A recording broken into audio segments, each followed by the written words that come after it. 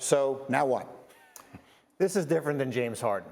This is different what happened at the trade deadline when they went to Kevin Durant and they said, this is what, James Harden doesn't want to be here. We can get you Ben Simmons. You're not going to Kevin Durant and saying, you know what, we can't work out a deal for Kyrie Irving. He's going to go elsewhere.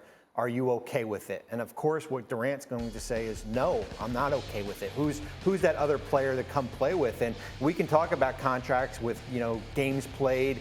But at the end of the day, if Kevin Durant wants Kyrie Irving on this roster for 4 years at $192 million, fully guaranteed, it's up to ownership now to decide, do I want to do that and make that commitment? And if not, here are the consequences as far as what is going to happen. And the consequences is likely that Kevin Durant will ask to be traded. So let's live in a world where this all does stay together. One way or another, Kevin Durant, Kyrie Irving, and Ben Simmons actually get to play together next year. What is that team in the Eastern Conference, Jay Will? I mean, they're one of the favorites to win the whole damn thing. They are actually now at Caesars. They are tied with the Celtics. And Green, by the way, and Legs, I would love to hear your opinion on this. Ben Simmons increases the pace of how this team actually should play, right? The game becomes faster. What he brings to you on the defensive end is different. And another piece that I'm sure a lot of people are overlooking, Joe Harris coming back also now gives you shooting on the perimeter, gives you another tough-nosed defender. With their bench, and there's still questions around Bruce Brown and some other pieces, obviously, but with that core, I like my odds in the Eastern Conference. Tim Legler, is that a championship team that we're talking about, we're putting together? You see the title favorites. The Nets are second. They're tied with the Celtics as the best odds in the East, and they are just behind the defending champion Golden State Warriors. I get it. I understand it. Tim Legler, what are they? What do you think?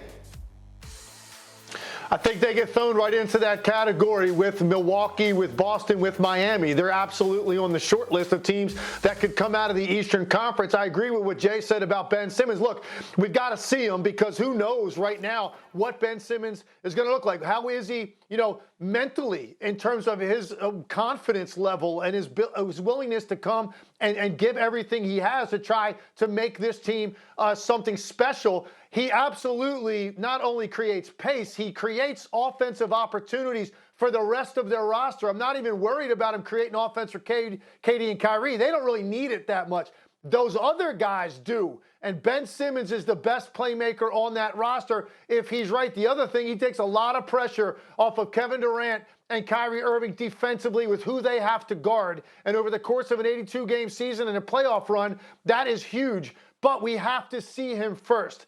On paper, all three guys healthy, that's no question that they belong on that short list of teams that could be playing in the NBA Finals. I want you guys to think about this. Think about the 86 Mets, right? With those, it was chaos, right? But chaos was almost like their best chance at winning the whole thing. Like that is kind of the version of what's occurring in Brooklyn. Like it's going to seem chaotic, but at the end of the day, if they're able to win a championship, it's worth doing because their pieces would add up ultimately to being one of the best teams in the East. That's exactly and the country. Right. Yeah, everything may look crazy, but then a ball rolls through somebody's legs and you never know what might happen. Are you buying it or not? Are you buying the Nets as a legit contender next year if they figure out a way to put this together? I think you have to. And that's the beauty of the conversation here is that why would you walk away from it when you basically gave up so much for the Harden trade? And when you made the signings in 2019, you knew what you were getting yourselves into. Right? Like you knew what comes when you acquire or sign two franchise level players here. And as I said, the alternative is that you go back to becoming a lottery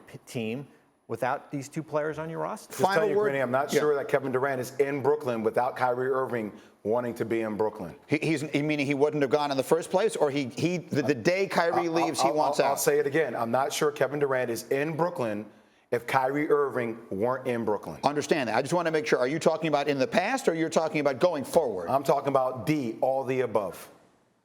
Okay, I think that was C, but I'll take it. Okay. C, fair. Probably C. I'm talking about typically D. Thank you for watching ESPN on YouTube. For live streaming sports and premium content, subscribe to ESPN+.